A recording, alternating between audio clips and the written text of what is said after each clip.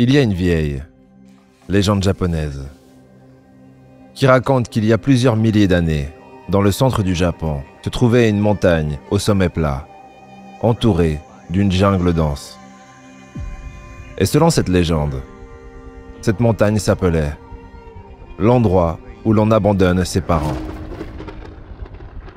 Quand les parents atteignaient un certain âge et qu'ils étaient encore en vie, leurs enfants les portaient sur leur dos à travers la jungle jusqu'au sommet de cette montagne et les laissaient là pour les dieux. Un jour, on voit un jeune homme robuste se frayer un chemin à travers les broussailles, fonçant droit vers la montagne, portant sur ses épaules puissantes une vieille femme d'une grande fragilité. Et alors qu'il avançait, luttant à travers la végétation, se dirigeant droit vers la montagne, il remarqua qu'elle faisait un geste étrange avec sa main.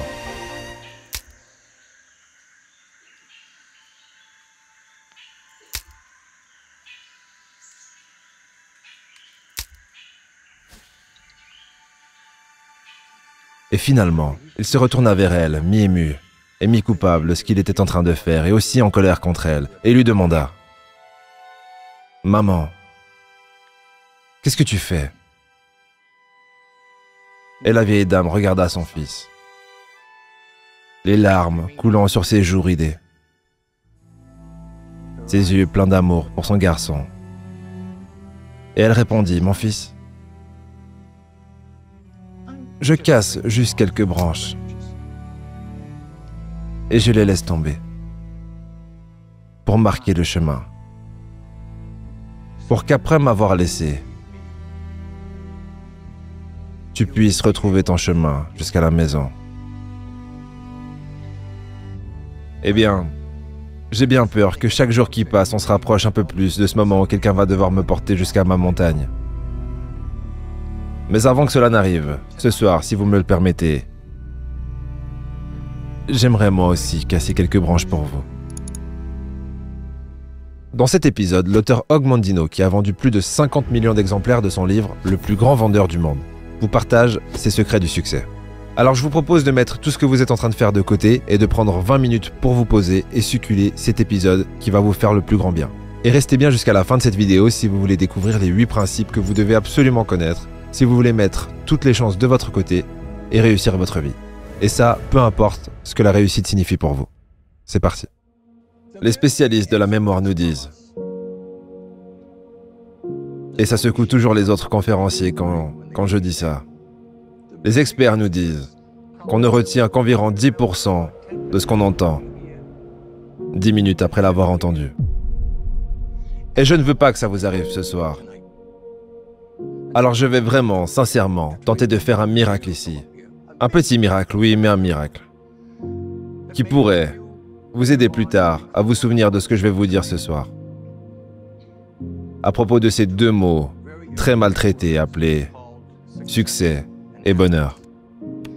Vous voyez, tout comme les lois de la nature, comme la gravité ou la physique, les vrais principes du succès sont là depuis des milliers d'années. Et ils n'ont jamais changé. Et ces vieux principes, ils vont soit travailler pour vous, soit travailler contre vous. Mais on vit dans une époque folle, pas vrai? Une époque qui parfois semble aller plus vite que la vitesse de la lumière. Alors on cherche tous des réponses rapides. On se dit qu'il nous faut une réponse immédiate, directe et rapide. Juste pour survivre. On cherche tous l'ascenseur du succès. Le déjeuner gratuit, la solution facile. Et en cherchant cette solution miracle à nos problèmes, on est devenu aveugle aux vieux principes, ceux qui ont toujours marché et qui marcheront toujours. Au point que, même s'ils sont toujours juste sous notre nez, on ne les voit plus, et alors on les considère comme des secrets. Prenons un exemple. Et maintenant, voici le miracle, j'espère. Comme beaucoup de gens, pour lire des textes d'une taille standard, dans le journal, un livre ou une lettre dactylographiée, j'ai besoin de lunettes. Combien parmi vous ont le même petit souci que moi, ou ou vous ne pouvez pas lire les caractères normaux dans un journal. Si quelqu'un vous mettait un pistolet sur la tempe et vous disait « lis ce journal ou tu meurs », c'est fini. Impossible, peu importe ce que vous faites, en avant, en arrière, vous ne pouvez pas lire sans lunettes. C'est juste un flou total. Vous prenez le journal sans vos lunettes et vous ne voyez rien. Qui ici a le même problème que moi? Levez bien la main haut que je la vois. Je vous vois. Monsieur, venez donc ici. Bonjour. Comment allez-vous? Très bien, merci. Est-ce qu'on s'est déjà rencontrés? Non, jamais. Avez-vous la moindre idée de ce qu'on va faire ici? Est-ce qu'on a discuté de quoi que ce soit avant? Non. Donc tout le monde peut voir qu'on ne s'était pas concerté. Ça, c'est le journal de ce matin, Ed. Pouvez-vous lire ça sans vos lunettes? J'en suis incapable. Quoi que vous fassiez. Quoi que je fasse. Ok. Si je vous montrais comment lire ça, sans vos lunettes, ni aucune lunette, est-ce que vous appelleriez ça un petit miracle? Parfait. Un petit morceau de carton. Ceux qui sont devant ici peuvent confirmer qu'il n'y a pas de verre. C'est juste un morceau de carton. Tout à fait. Il y a quelques petits trous dedans, mais ça reste du carton. Ed, prenez ça dans votre main droite. Tenez-le près de vos yeux, plus proche.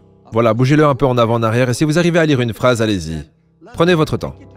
Alors, c'est une super soirée, n'est-ce pas? Et quel miracle! J'arrive à lire sans mes lunettes, et j'ai même la chance d'être sur scène avec Ogmandino. Jamais je ne pourrai oublier cette soirée.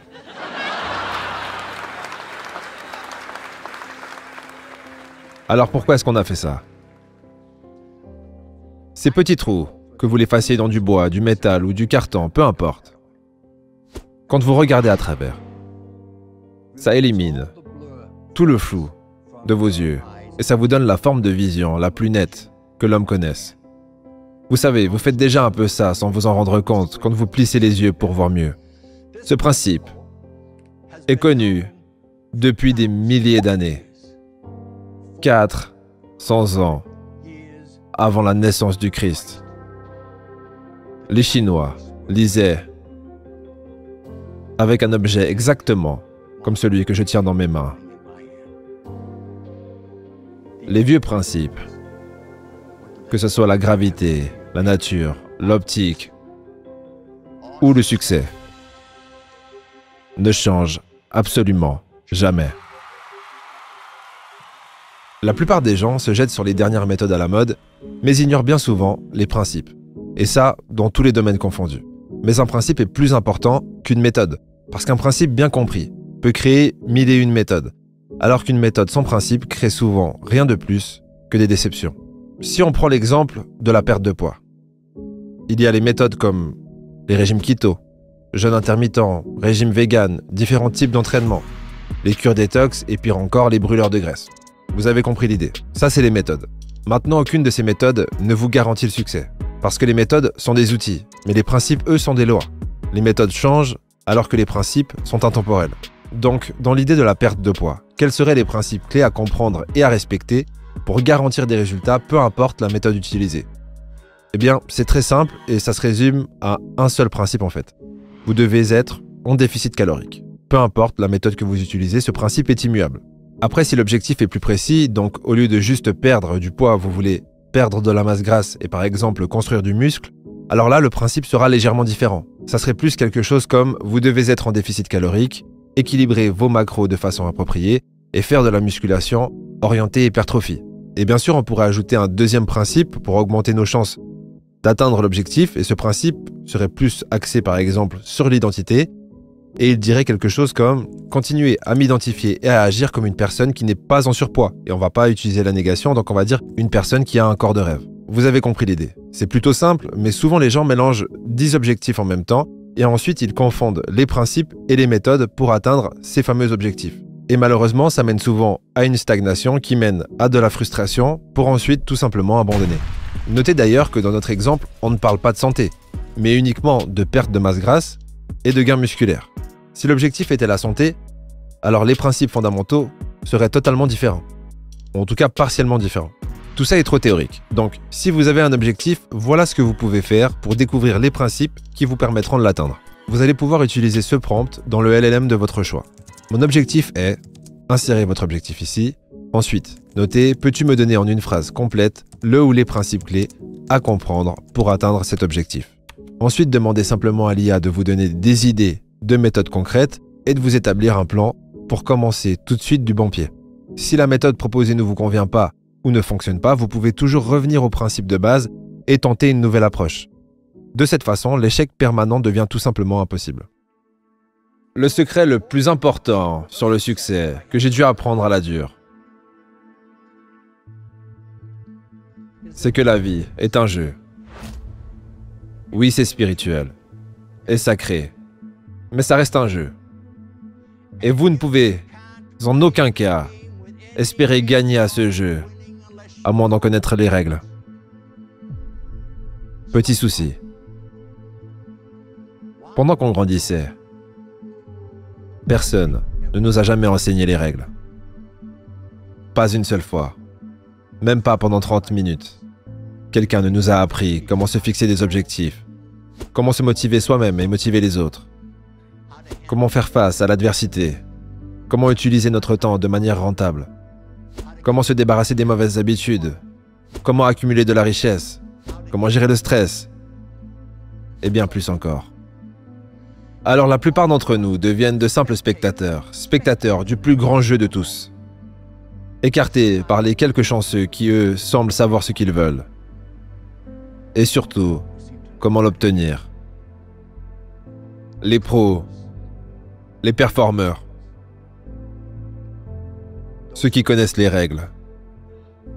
Eux, ils sont sur le terrain, là où il y a toute l'action, toute la gloire et tout l'argent. Et nous, les autres, on est dans les gradins, à les regarder, et on a dû payer pour entrer.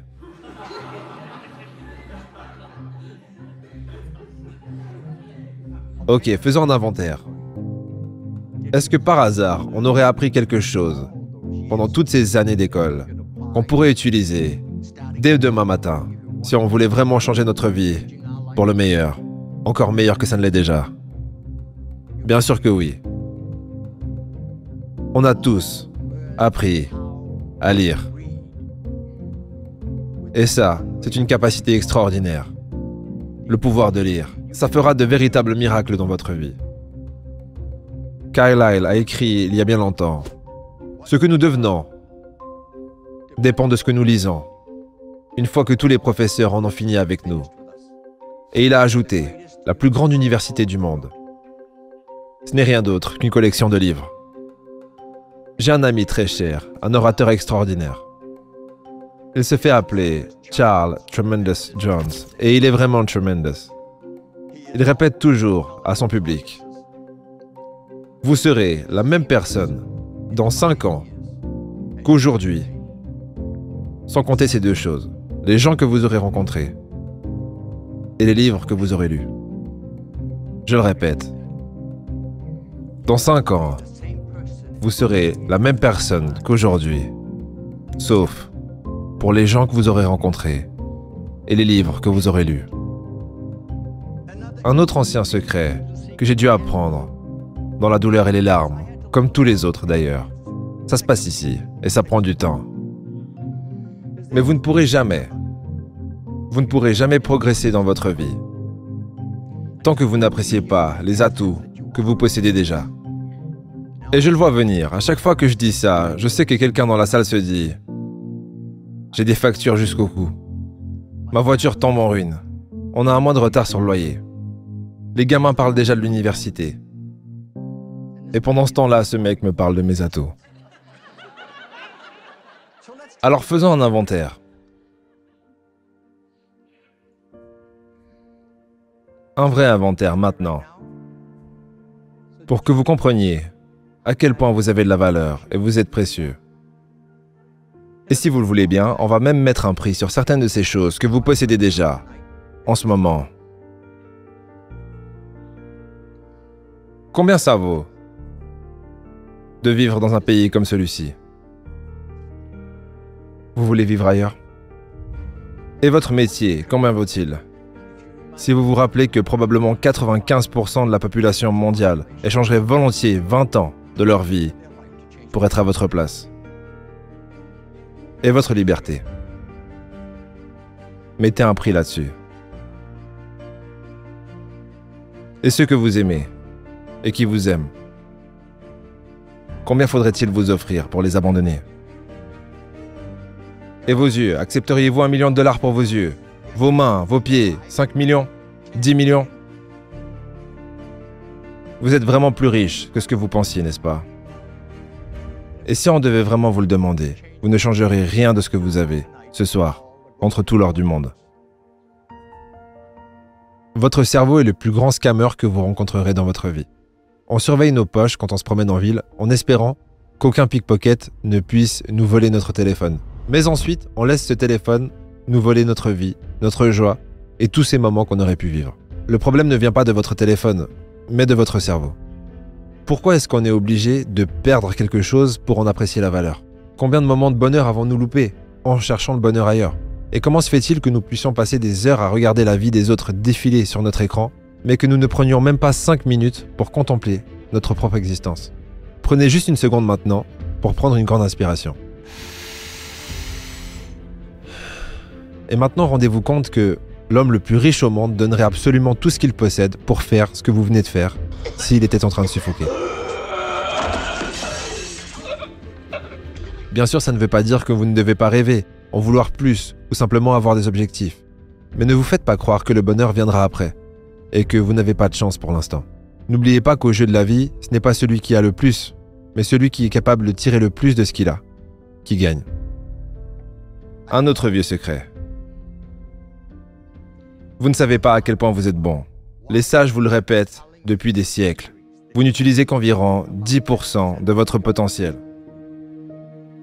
Mais vous n'êtes pas idiot. Quand vous entendez ça aujourd'hui, vous savez comment fonctionne le jeu, vous hochez de la tête, comme si vous étiez d'accord. Oui, c'est vrai, j'utilise probablement 10%. Mais au fond, on n'y croit pas vraiment quand on entend ça. La plupart d'entre nous passent plus de temps à inventer des raisons pour lesquelles on n'y arrivera pas. Et quand quelqu'un réussit, on est les premiers à dire « Quelle chance il ou elle a eu ». C'est tellement plus facile de s'apitoyer sur son sort plutôt que de réaliser qu'on est le plus grand miracle au monde et que notre destin est entre nos mains, uniquement entre nos mains, peu importe les excuses qu'on se donne. Vous êtes entièrement au contrôle de votre avenir. Mais rappelez-vous que la vie ne nous doit rien. La vie n'est pas juste. Elle ne l'a jamais été et elle ne le sera jamais. Vous pouvez faire tout le travail et quelqu'un d'autre récoltera les lauriers. Vous pouvez travailler 2 fois plus que votre voisin et vous pouvez savoir que vous êtes plus intelligent que lui. Et pourtant, vous savez qu'il gagne 2 fois plus d'argent que vous. Dans la vie, il arrive souvent qu'on nous tende les mauvaises cartes. Comment vous jouez cette mauvaise main quand elle vous tombe dessus? Est-ce que vous tenez bon? En refusant d'abandonner, même s'il n'y a aucune garantie de réussite? Ou est-ce que vous vous plaignez?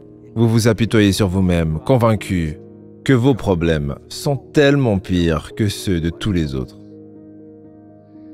Pauvre bébé. Un autre ancien secret. Et celui-là devrait beaucoup vous parler. Les échecs, les gens qui échouent, agissent toujours comme si ils avaient 1000 ans à vivre. Pourquoi? Parce qu'ils n'ont aucune confiance en leur capacité à affronter les défis d'aujourd'hui. Alors comment font-ils pour ne jamais se confronter à eux-mêmes? De centaines de façons. Certains boivent trop. Certains font trop la fête. Certains dorment 2 à 6 heures de plus par nuit que nécessaire. D'autres passent des heures à faire des mots croisés, des puzzles, ou restent plantés devant la télé. Mais ne t'inquiète pas, ils te diront.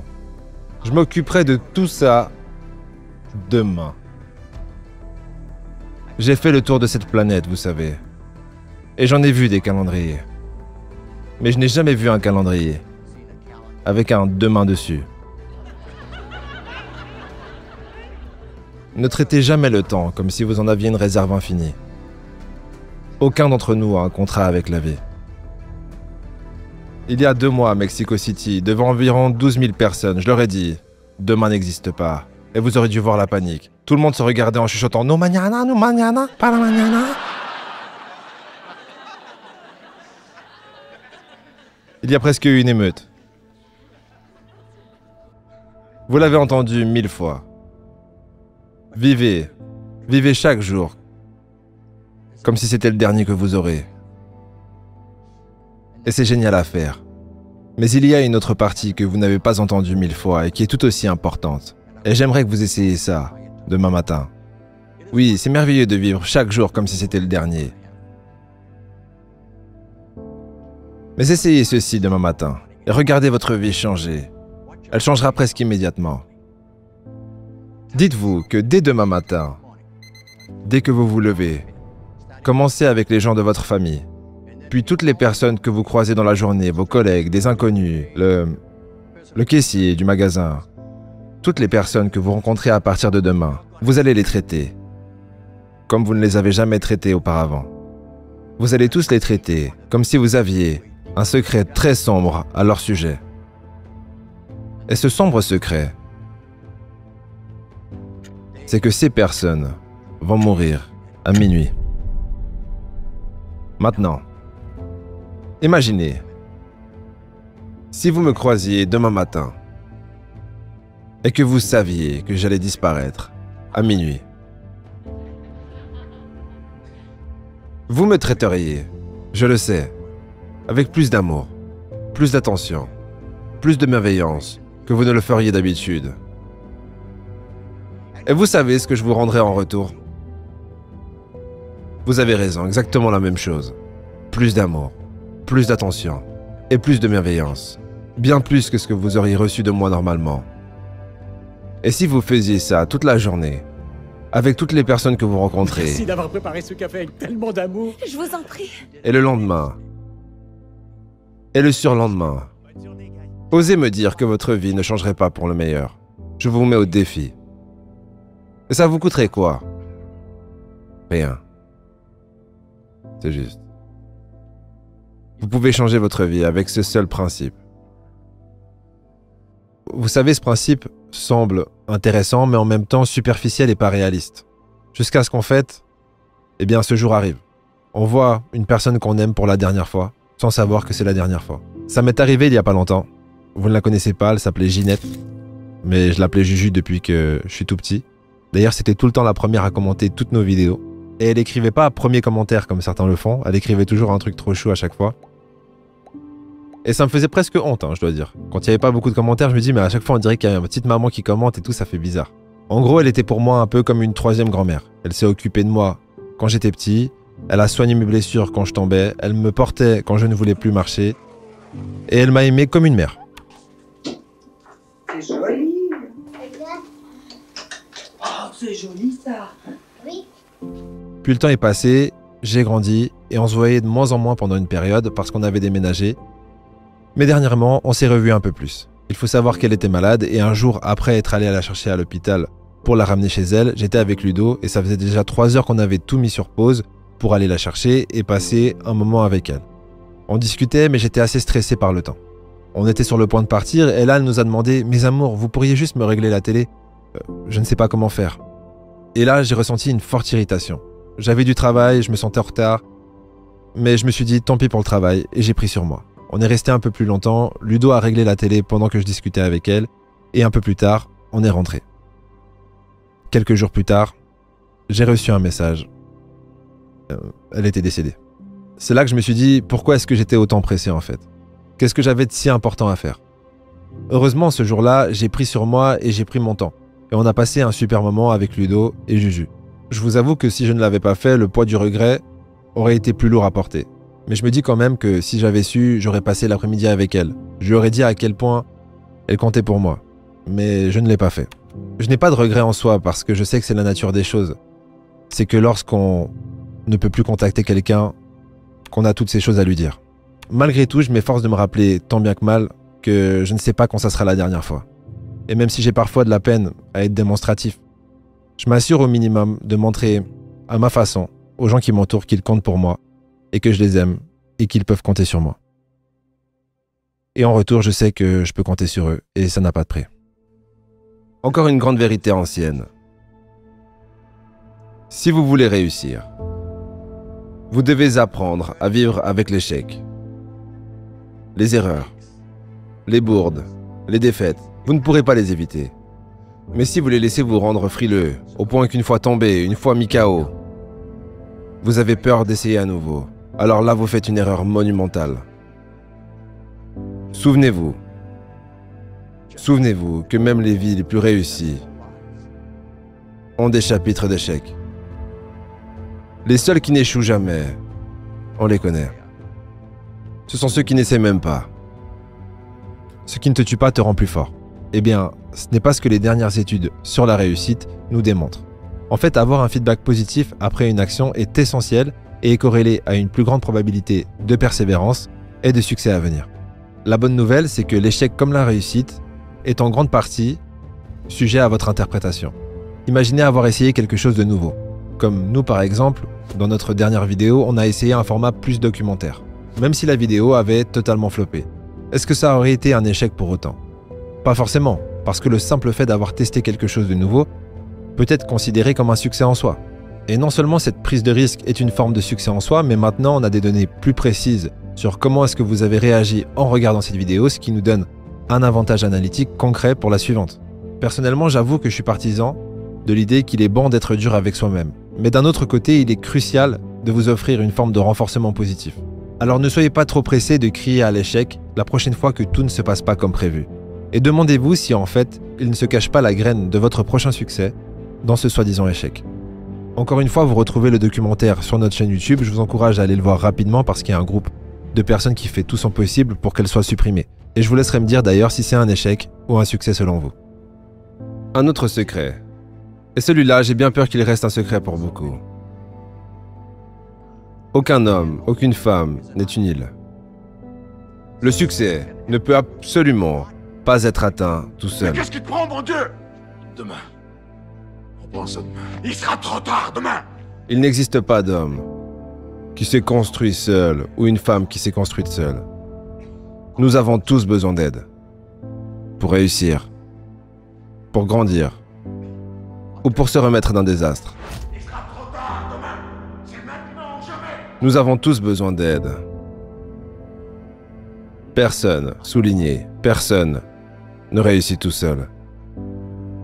Alors, comme cette vieille maman japonaise, j'espère que ce soir, j'ai pu casser quelques branches pour vous.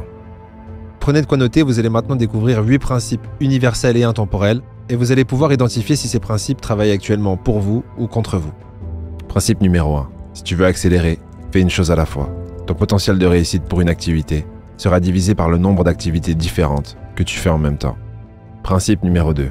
Tes objectifs et ton travail ne comprennent pas le langage des émotions. Et ton jardin te donnera des récoltes, même si tu t'en occupes en étant au plus bas. Principe numéro 3. La constance te fera aller plus loin que la vitesse. 1 minute perdue aujourd'hui ne sera jamais récupérée demain, même si tu cours 2 fois plus vite. Principe numéro 4. Tes pensées sont une proposition, et ta parole est un choix.